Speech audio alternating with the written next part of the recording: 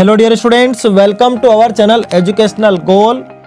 और हमारी जो क्लास 12th के लिए इम्पोर्टेंट एक्सट्रैक्ट्स फ्रॉम पोएम की जो सीरीज चल रही थी उसका आज ये 5th पार्ट है। और आज ये हमने जो एक्सट्रैक्ट लिए हैं 2015 के पेपर से लिए हैं। तो चलिए समझते हैं पहला एक्सट्रैक्ट किस विषय में है। तो ये जो एक्सट्रैक्ट आया फिर से हमारी first poem teach me to listen Lord से आया है। इससे पहले वाले वीडियो या उससे पहले वाले में मैं इसको समझा चुका हूँ, फिर भी हम देख लेते हैं कि to those nearest to me my family my friends my coworkers help me to be aware that no matter what words I hear the message is accept the person I am listen to me. यानी कि इस extract में कवि कह रहा है कि है ईश्वर मुझे सुनना सिखाइए, जो मेरे नज़दीक हैं जैसे कि परिवार वाले हो गए, दोस्त हो गए, साथ में काम करने वाले हो गए, इनको मैं सुनूं और मैं अवेयर बनूं। अवेयर मतलब कि जागरूक बनूं। अब मैंने क्या शब्द सुने ये महत्वपूर्ण नहीं है, लेकिन उनको मैं स्वीकार करूं। कैसे? Accept the person I am listen to me, यानी कि जो भी हो उसको मैं सुनूं। ठीक है, तो है ईश्वर मुझे सुनना सिखाइए, teach me to listen Lord, ये हमारी पोएम का नाम है। तो देखिए पहला क्वेश्चन क्या है, a word similar in the meaning to the word attentive. यानी कि इस एक्सट्रैक्ट में एक ऐसा वर्ड है जो किसके सिमिलर है? अटेंटिव। अटेंटिव मतलब क्या होता है? जो सचेत है। तो सचेत को हम कहेंगे अवेयर। तो अवेयर इसमें मौजूद भी है और हमारे चार जो ऑब्जेक्टिव उसमें है भी सही अवेयर। ये आप यहाँ पर देख रहे हैं, फिर से मैं आपको बताता हूँ, ये अवेयर। तो इसका आंसर क्या हो जाएगा? अवेयर हो जाएगा। अगला है the word opposite in meaning to aware. अब अपोजिट पूछा अवेयर का, तो अवेयर का अपोजिट अनअवेयर। ठीक है, सचेत का उल्टा अचेत या फिर जो जागरूक नहीं है। ठीक है, अगला है fill in the blank from the given alternatives. The poet wants us to listen to those, कि कवि किन को सुनना चाहता है? तो इस पैसेज में तो वो नियरेस्ट को सुनना चाहता है। तो आप देख रहे हैं पहला वाला ऑप्शन जो क्या है वो नियरेस्ट वाला ही है। ठीक है, तो यह इसमें क्या आ जाएगा? नियरेस्ट आ जाएगा। अगला पूछा है right the name of the poem. Poem का नाम पूछा है, तो क्या है पोएम का नाम? Teach me to listen Lord. ठीक है, teach me to listen Lord. अगला देखते हैं। अगला फिर से एक्सट्रैक्ट है। Our body is an epitome of some vast that makes it presence by our humanness in us the secret spirit indite a page and summary of infinite। देखिए ये जो पोयम है ये द हिल टॉप टेम्पल से आई है, यानी कि extract hill top temple से लिया गया है। और इसका क्या मतलब हम समझते हैं कि हमारा जो शरीर है ना, देखो पहले थोड़ा सा मैं उस पोयम के बारे में बता देता हूँ।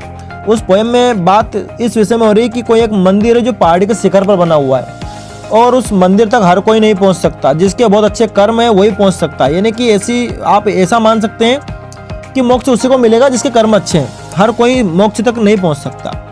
तो ये लास्ट वाला एक्सट्रैक्ट है उस पोएम का, जिसमें कवि क्या कह रहा है? कवि कह रहा है, कवि कौन है? श्री अरविंदो।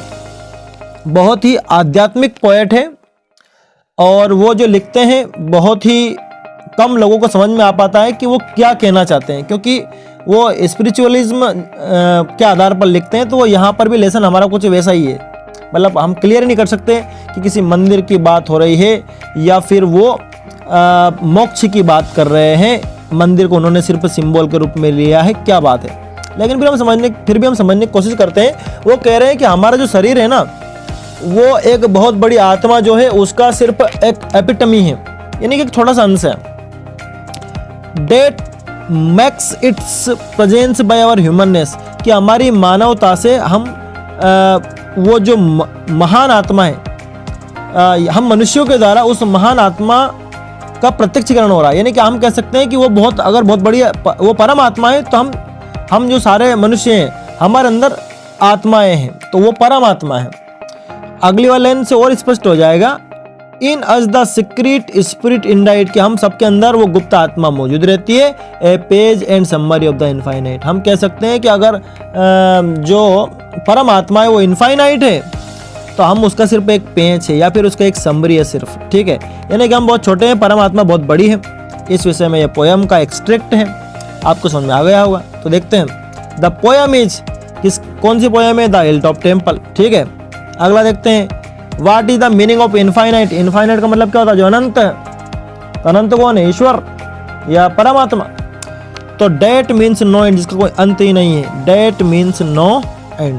ठीक है, आगे देखते हैं, अगला, write the correct transcription of the word epitome to speak it accurately. देखिए, आपको ट्रांसक्रिप्शन लिखना है एपिटमी का, सही पढ़ेंगे तो ही सही लिख पाएंगे। तो देखिए यहाँ पर मैं निकाला है इसका ट्रांसक्रिप्शन, ये आप देख सकते हैं। देखिए, मॉडर्न जो इंटरनेशनल फोनेटिकल अल्फाबेट है वो इस तरह से उसको बोलता है एपिटमी, लेकिन जो ट्रेडिशनल है यानी कि जो पहले से बोलते आ रहे हैं वो ये है। आपकी किताब में भी ये दे रखा है, तो आपको ये लिखना है। क्या मतलब इसका? ट्रेडिशनल IPA यानी कि traditional international phonetic alphabet epitome, यानी कि आई के बाद आप देख रहे हैं स्ट्रेस पड़ा हुआ है और इसमें 4 सिलेबल है और 4 सिलेबल नीचे मैंने दिए हैं, ई पी मी, ये इस तरह से 4 सिलेबल। सिलेबल समझ रहे हैं ना? सिलेबल का मतलब होता है शब्दांश। तो शब्दांश का मतलब ये होता है कि कम से कम हर शब्दांश में एक स्वर जरूर हो। इसमें आप आई देख रहे हैं, ठीक है, इसमें आप देख रहे हैं आई, इसमें आपको दिख रहा है, इसमें यू दिख रहा है और इसमें डबल ई लास्ट में है। तो क्या पढ़ेंगे इसको? एपिटमी। और स्ट्रेस किस पर पड़ा है? ई के बाद। तो ये आप देख रहे हैं, ये जो चिन्ह आप देख रहे हैं यहाँ पर, ये जो बना हुआ है, ये स्ट्रेस इसी का मतलब है।